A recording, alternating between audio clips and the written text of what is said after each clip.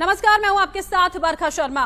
France में लगातार आतंकी हमले जारी हैं। कुछ दिन पहले शुरू हुआ ये विवाद जो है वो लगातार बढ़ता जा रहा है और इसकी आंच पूरी दुनिया में देखने को मिल रही है। कई जगह पर विरोध प्रदर्शन किए जा रहे हैं और अलग अलग लोगों की तरफ से अलग अलग बयान भी आ रहे हैं। बेगुनाहों के कत्ल को लेकर अपनी राय रखते हुए मशहूर शायर मुनव्वर राणा ने एक विवादित बयान दे डाला। उन्होंने फ्रांस हमले में बेगुनाहों का कत्ल करने वालों का बचाव यहां पर किया है। इस वक्त हमारे साथ जुड़ गए हैं मशहूर शायर मुनव्वर राणा जी। मुनव्वर जी, बहुत बहुत स्वागत है आपका इंडिया न्यूज पर। सवाल मेरा इसी बात को लेकर है कि जो बयान आपकी ओर से यहां पर दिया गया है, आपके हिसाब से जो कुछ फ्रांस में चल रहा है, जिस तरह से गला काटकर हत्याएं कर दी जा रही हैं, उसका बचाव करना, उसका समर्थन करना कहां से जायज समझ में आता है? सर, आवाज आ रही है आपको? आवाज नहीं आ रही है। मैंने दूसरे नंबर किया, उसको आप कर लीजिए।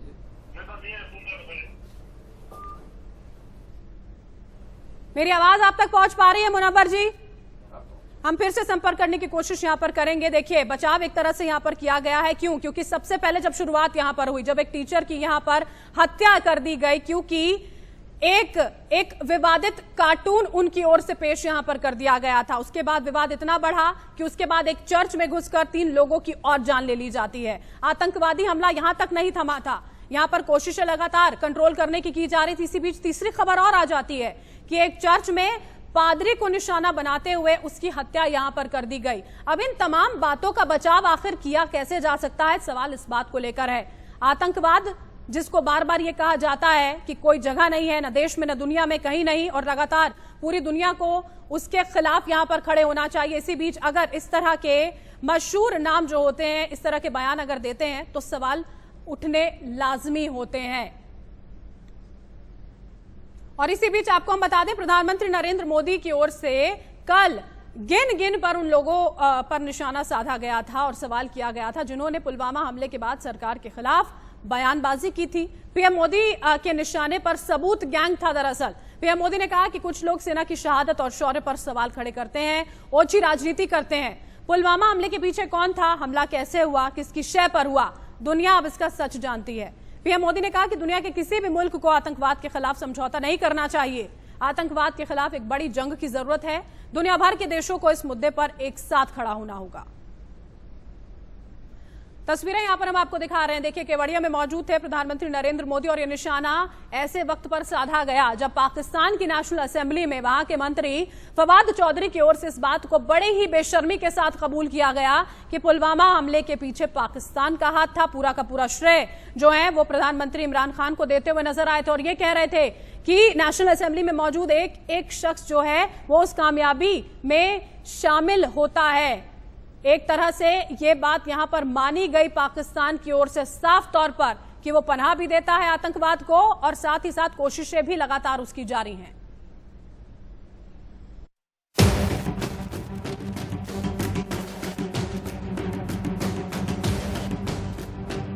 देश कभी भूल नहीं सकता कि जब अपने वीर बेटों के जाने से पूरा देश दुखी था, तब कुछ लोग उस दुख में शामिल नहीं थे।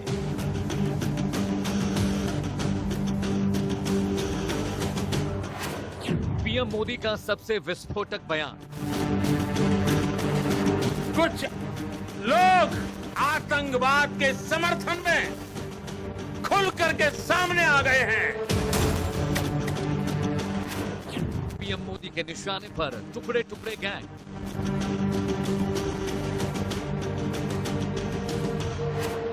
सबूत गैंग पर प्रधानमंत्री का कड़ा प्रहार।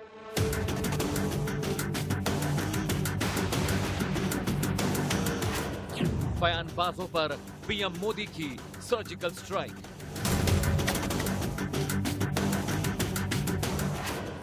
विपक्ष की बातों पर तमतमाए प्रधानमंत्री मोदी।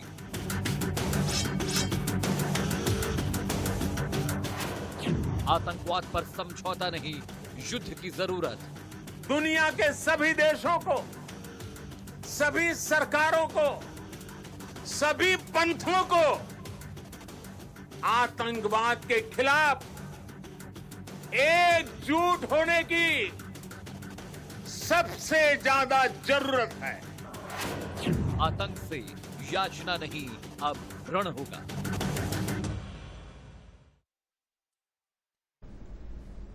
सरदार वल्लभ भाई पटेल की 145वीं जयंती पर प्रधानमंत्री मोदी गुजरात में थे। इस बड़े मौके पर पीएम मोदी आतंकवाद के खिलाफ बेहद कड़ा संदेश देते नजर आए। पीएम मोदी ने कहा कि आतंक के मुद्दे पर भारत किसी भी तरह का समझौता नहीं कर सकता।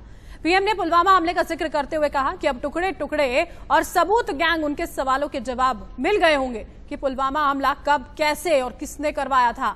पीएम मोदी ने कहा कि देश पुलवामा हमले में अपने बेटों के शहादत को नहीं भूला है। विपक्ष को आड़े हाथों लेते हुए पीएम मोदी ने कहा कि मैंने हर खरी खोटी, बेतुकी और स्तरविहीन बातों को बर्दाश्त किया, लेकिन किसी को भी सेना की शहादत और शौर्य पर राजनीति नहीं चमकानी चाहिए।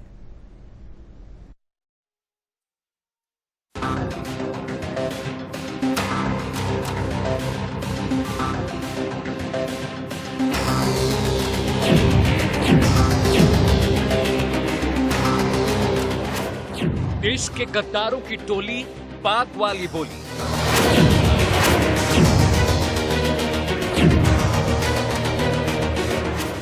पुलवामा हमले पर झूठ किसने फैलाया है?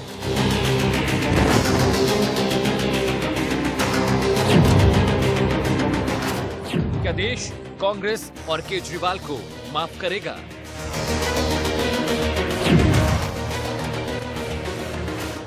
घाटी में नापाक प्रवक्ता अब क्या कहेंगे?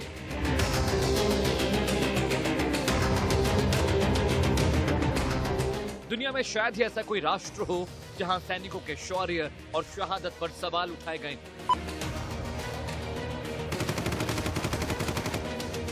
उनकी वीरता और अनन्य सम्मान को नकली बताया गया हो। पुलवामा हमले पर कांग्रेस नेता राहुल गांधी, दिल्ली के मुख्यमंत्री केजरीवाल, उदित राज और फारूक अब्दुल्ला के दिए बयान से देश शर्मिंदा था। लेकिन अब कहां है वो नेता, राजनेता और प्रवक्ता जो पुलवामा हमले पर पीएम मोदी को घेर रहे थे? तो आतंकवाद के खिलाफ यहां पर प्रधानमंत्री नरेंद्र मोदी ने विपक्ष पर निशाना साधा। आतंकवाद का वो चेहरा देश दुनिया में हर जगह देखने को मिल रहा है। फ्रांस भी उससे अछूता नहीं है। एक के बाद एक हमले वहां पर इस बीच हो रहे हैं और हमारे साथ इस वक्त मशहूर शायर मुनव्वर राणा जी जुड़ चुके हैं, जिनकी ओर से दरअसल एक ऐसा यहां पर बयान दे दिया गया जिसकी आलोचना की जा रही है। मुनव्वर जी, उम्मीद करती हूं मेरी आवाज आप तक यहां पर पहुंच पा रही होगी। आप किसी इंट्रोडक्शन के मोहताज नहीं है सर। आपकी बातें, आपके लिखे हुए एक एक शब्द जो हैं वो युवा जानते हैं, उनके फैन हैं। लेकिन जो बयान आपकी ओर से इन घटनाओं के समर्थन में दे दिया गया है, आखिर वो बयान क्यों और आखिर कितना जायज है वो बयान?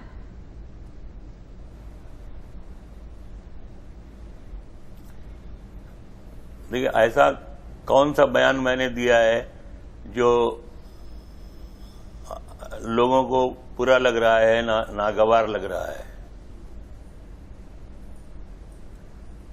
मुनव्वर जी, आपका ये कहना कि जो कत्ल वहां पर फ्रांस में किए गए वो बिल्कुल ठीक किए गए, क्योंकि जिस तरह के कार्टून का इस्तेमाल किया गया, बनाया गया, अगर ऐसा होता है तो इसी तरह से उसका नतीजा निकलेगा। अगर ये बातें आप जैसे साहित्यकार के मुंह से निकलती हैं, ये शब्द निकलते हैं, तो आप समझ सकते हैं सर कैसा संदेश जाता है। इस बात को लेकर ही सवाल है और इसी बात को लेकर विवाद है सर।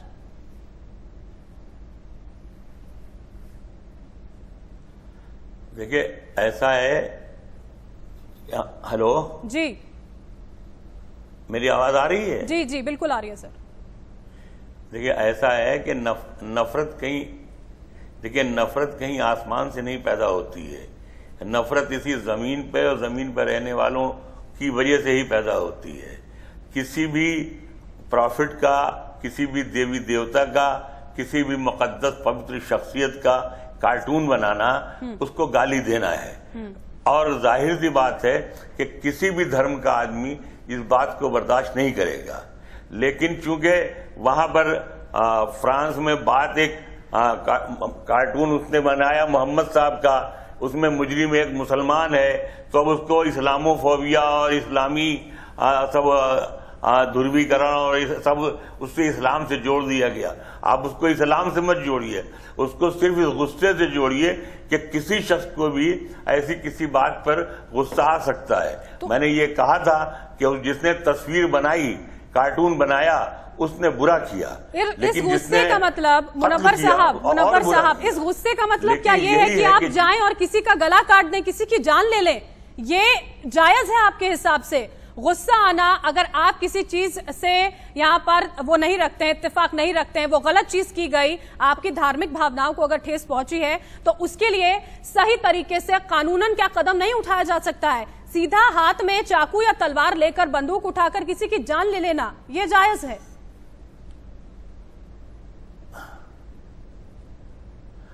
हजारों बरस से हिंदुस्तान में ऑनर किलिंग चल रहा है। आपने उसको आज तक उसको बंद नहीं कर सकी, सिर्फ मामूली नफरत के लिए कि वो दूसरी जात का है, वो दूसरी जात की है, तो दोनों कत्ल कर दिए जाते हैं। तो जाहिर सी बात है कि जहां मजहब की बात आ जाए, धर्म की बात आ जाए, तो वहां तो कुछ भी हो सकता है। जब जानबूझ के सब होता है और सजा हम नहीं दे पा रहे हैं, तो अगर उसने कत्ल कर दिया तो हम क्या कर लेंगे उसमें? ये तो हुकूमत का काम है कि सजा देगी। हुकूमत का काम है कि वो कार्टूनिस्ट अगर जिंदा होता तो उसको भी बंद करती। लेकिन अंग्रेजी कल्चर में किसी को गाली देने का आसान तरीका ये होता है कि उसका कार्टून बनाया जाए। किसी को इंसल्ट करने का मतलब ये होता है कि उसका कार्टून बनाया जाए। किसी को माँ की गाली देने का मतलब होता है कि कार्टून बनाया जाए।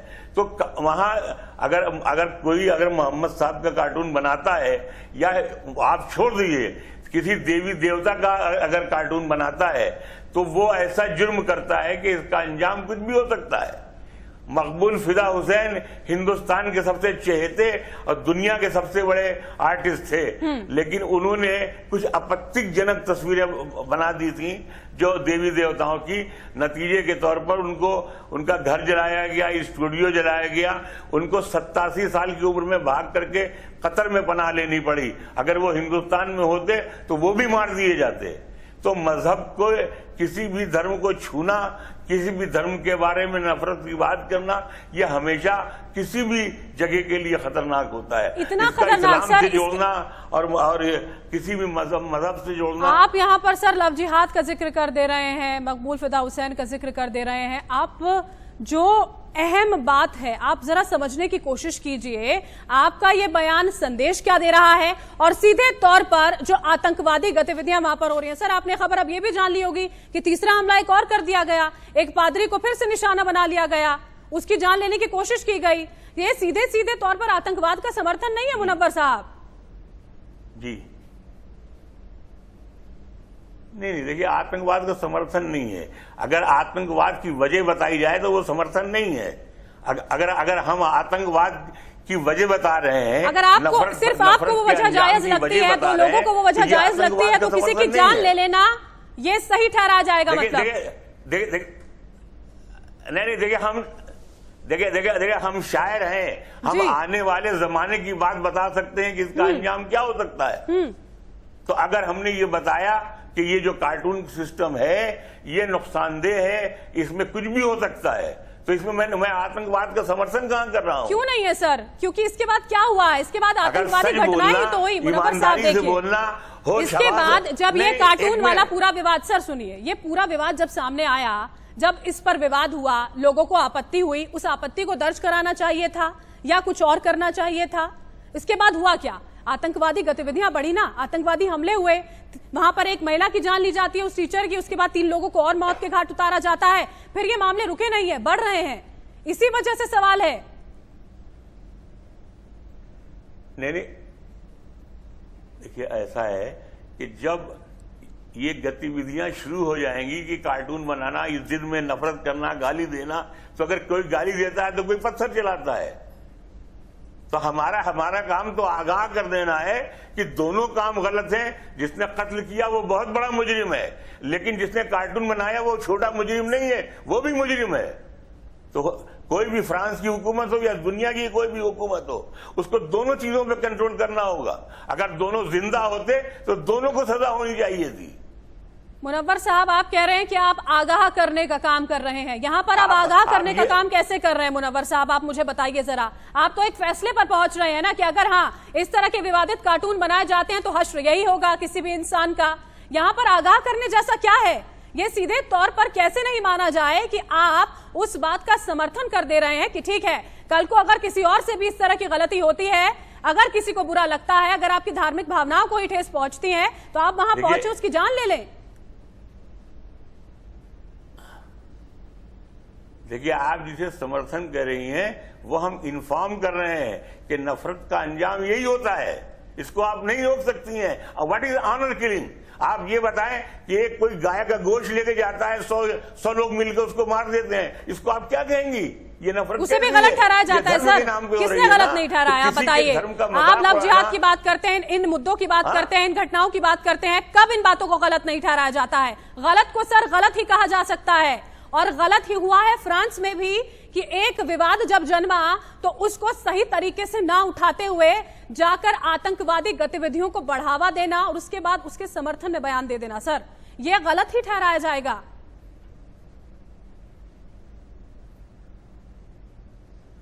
नहीं, देखिए, ऐसा है कि अगर मुनव्वर राना बोलते हैं तो वो देश में आतंकवादी हो जाते हैं, देशद्रोही हो जाते हैं, जिहादी हो जाते हैं, और जो पहलू खान को या अखलाक को या तबरेज को जो कत्ल कर देते हैं वो मालूम है देश के भक्त हैं।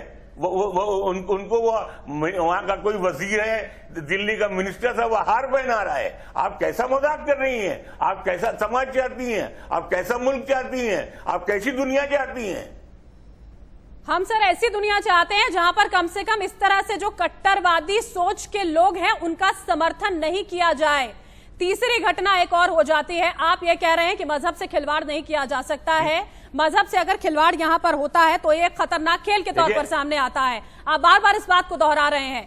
मजहब की आड़ में अगर इस तरह की हरकतों को, इस तरह की घटनाओं को अंजाम दिया जाता रहेगा तो फिर किस तरह की दुनिया की आप तस्वीर देख पाते हैं मुनव्वर साहब?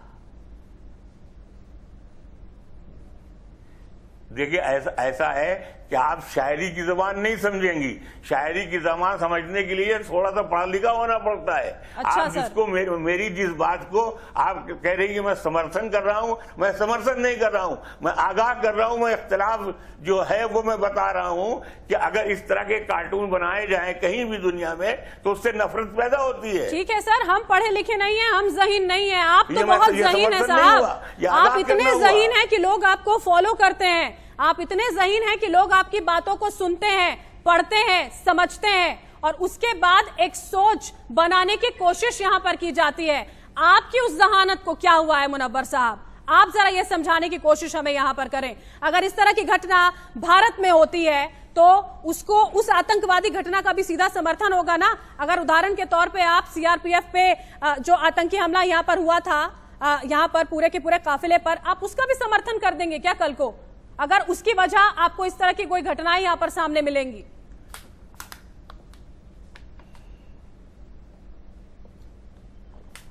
देखिए, मैंने एक शब्द इस्तेमाल किया, आगाह करना। 2015 में अभी जब इखलाक का कत्ल हुआ था, मैंने साहित्य अकादमी अवार्ड वापस किया था और ये कहा था कि अगर इस तरह एक शख्स को मिलके 100 लोग मार डालेंगे तो ये इस मुल्क में भी इसकी प्रथा बन जाएगी। और आप देखिए, अंजाम वही हुआ कि 2015 में इखलाक के कत्ल के बाद आए दिन ये होता है कि 10 लोग, 50 लोग, 100 लोग उठते हैं और किसी को भी पकड़ करके मार देते हैं। आप इसको रोक नहीं पाई। हमने उस वक्त अवार्ड वापस किया तो हमें कह दिया सर, जैसे आपके इस बयान पर आपसे बात करके आवाज उठाना हमारा काम है ना सर। तमाम वो गलत बातें जो होती हैं इस देश में उसके खिलाफ आवाज उठाना हमारा काम है, उसके लिए सवाल उठाना हमारा काम है और वही हम अभी भी कर रहे हैं। और आप पहले भी तमाम चीजों को लेकर अपनी मुखरता से राय रखते रहे हैं सर। राम मंदिर का फैसला हो, किसी राज्य के मुख्यमंत्री पर सवाल उठाने, उससे जुड़ी हुई तमाम बातें हो, अवार्ड वापसी हो, लेकिन इस बात को जायज ठहराना आपकी ओर से कितना सही आपको लग रहा है सर? इस बात पर सवाल है और वो बने रहेंगे। इस बात को, इन तमाम चीजों को कह के शायद जायज नहीं ठहराया जा सकता है, लेकिन फिर भी आप हमारे साथ जुड़े मुनव्वर साहब, बहुत बहुत